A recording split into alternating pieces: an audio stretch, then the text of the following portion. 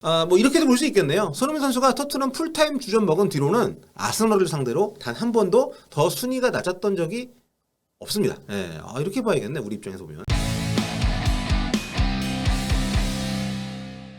볼리TV 성혁입니다. 니가 가라 챔스! 전쟁의 결말이 서서히 드러나고 있습니다.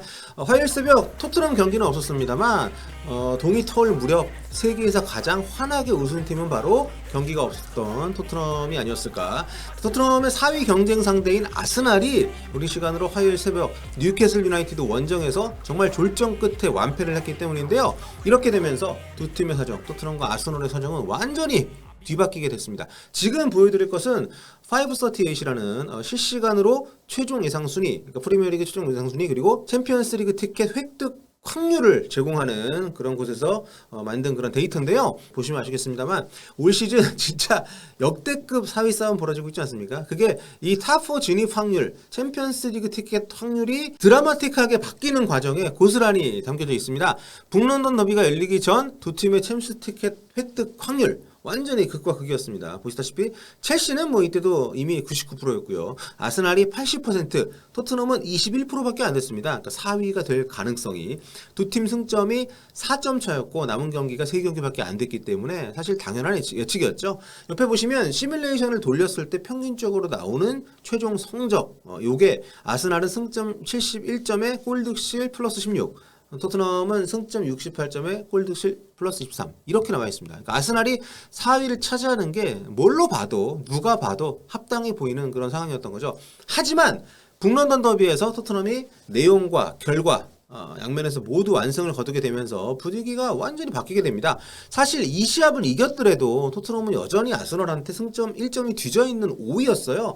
그래서 두 경기를 남겨둔 상태에서 4위 도약을 자신할 수만은 없는 그런 처지이긴 했습니다. 하지만 경기력이 워낙 좋았고 또 남은 일정들이 상대적으로 조금 더 수월하다는 점이 4위 도약 확률을 이렇게 좀 높여준 것이 아닌가 생각이 되는데요. 그래서 아스날이 4위 확률 54%, 토트넘은 47%까지 따라가게 된 겁니다. 재밌는 건 여기 보시면 이제 예상 최종 승점이 둘 다 70점으로 예측이 되고 있는데 만약에 정말 이렇게 승점이 같은 상태로 시즌이 종료가 되면 골득실이 토트넘이 많이 앞서기 때문에 토트넘이 4위가 되는 거거든요.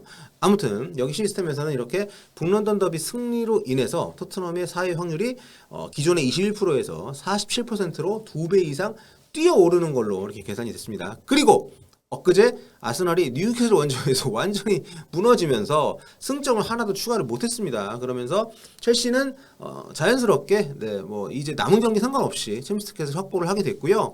아스날이 이겨도 첼시는 이제 못 잡게 됐기 때문에 이제는 이제 첼시는 빠지고 토트넘이랑 아스날이 정말 남은 챔스 티켓 한 장을 가지고 정말 경쟁을 하는 구도가 된 건데 토트넘이 4위, 아스날이 5위인 상태로 최종 라운드에 좀 접어들게 됐습니다. 한마디로 아스날은 자력으로는 4위가 좀 불가능해졌어요. 토트넘하고 둘이 완전히 상황이 역전이 된 건데 그래서 현재 스코어 챔스 티켓 획득 확률은 보시는 것처럼 이렇게 완전히 역전이 되어버렸습니다. 토트넘의 챔스 티켓 확률 무려 96%입니다.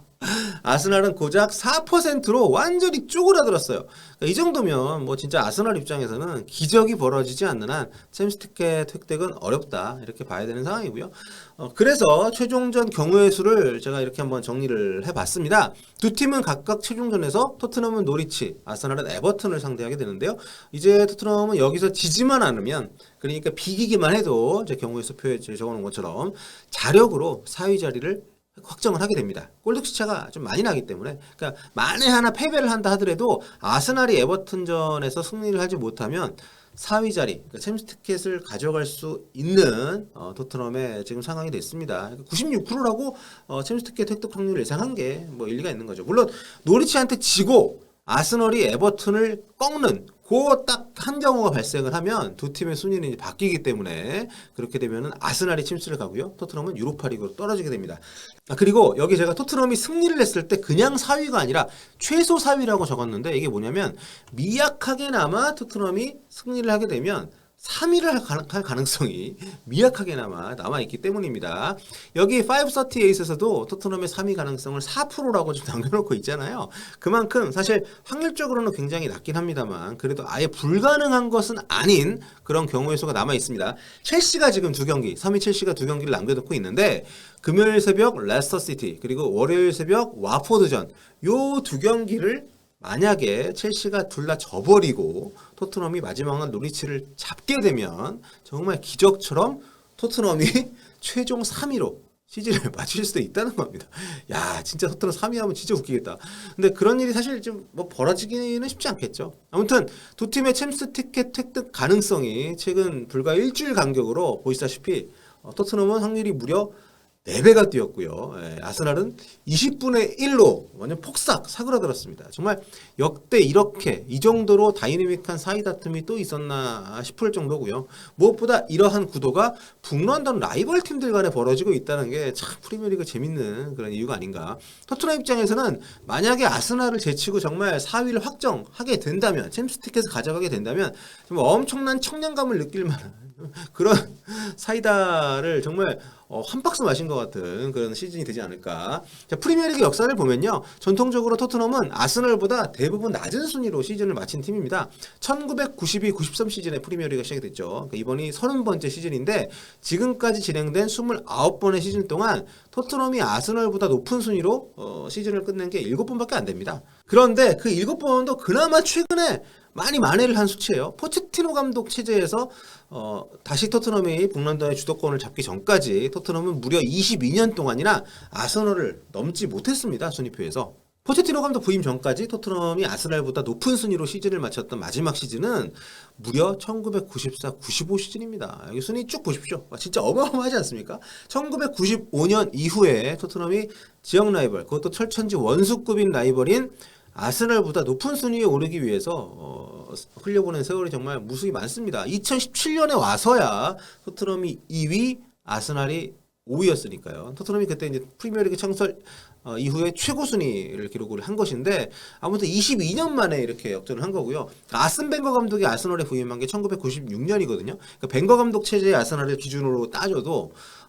아스날보다 토트넘이 높은 순위를 차지하는데 20년이 넘게 걸린 겁니다. 그러니까 벵거 감독 오고 나서 한 번도 토트넘이 높은 순위를 기록을 못했다가 벵거 감독 말년에 와서야 벵거의 아스날을 역전을 할 수가 있게 된 것이죠. 그러니까 벵거 감독 부임하고 뭐 우승도 하고 아스날이 계속 4위 안에만 머물렀습니다. 근데 마지막 두 시즌에만 4위 밖으로 밀렸는데 그때가 마침 토트넘의 이제 포체티노 전성기가 시작이 되고 있었기 때문에 이렇게 좀 뒤집어진 건데 뭐 이렇게도 볼 수 있겠네요. 손흥민 선수가 토트넘 풀타임 주전 먹은 뒤로는 아스널을 상대로 단 한 번도 더 순위가 낮았던 적이 없습니다. 예, 이렇게 봐야겠네 우리 입장에서 보면. 그러니까 5년 연속 더 높은 순위를 기록을 좀 했고 만약에 올 시즌도 만약에 그 토트넘이 결국 4위를 확정을 한다면 6년 연속 아스널보다 토트넘이 높은 시즌으로 마감을 하는 그런 또 기록을 세우게 됩니다. 아무튼 뭐 이런 역사가 있기 때문에 오죽하면 아스널 팬들이 세인트 토터링엄스 데이라고 그러니까 존재하지 않는 사람이죠. 그러니까 성 토터링엄스 데이,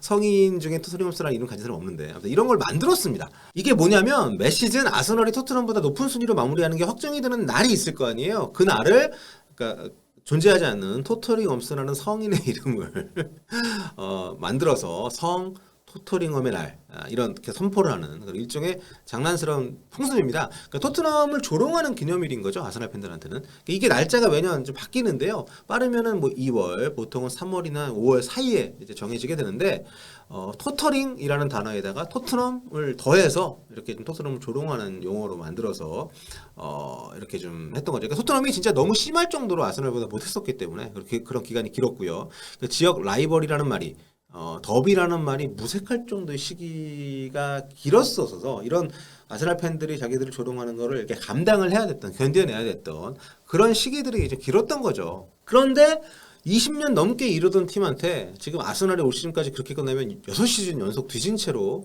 종료가 되는 거니까 진짜 아스날 팬들은 속상하겠죠. 거꾸로 토트넘 팬들은 얼마나 기분이 좋겠습니까. 자, 아직 뭐 끝난 것은 아닙니다. 여전히 한 경기 남아 있고요. 아까도 말씀드렸습니다만 4%라는 확률이 현실적으로 사실 굉장히 낮은 수치이긴 합니다만 불가능한 것은 아니기 때문에 그것까지 잘 좀 마무리를 할 필요가 있는 토트넘이 되겠고 또 우리 얘기했는데 손흥민 선수의 살라보다 더 많은 골을 혹은 같은 수치의 골을 넣는 것을 또 기대할 수 있는 그런 경기가 노리치 시티전입니다. 자, 입중계 진행하니까요. 같이 보시면서 함께 응원하시고요. 일요일 밤 12시 아마 그날 방송 1시간 정도 일찍 시작할 것 같은데 함께 놀러 오셔서 응원하면서 지켜봤으면 좋겠습니다. 자, 오늘 여기까지 할게요. 다음 시간에 뵙겠습니다. 볼빠.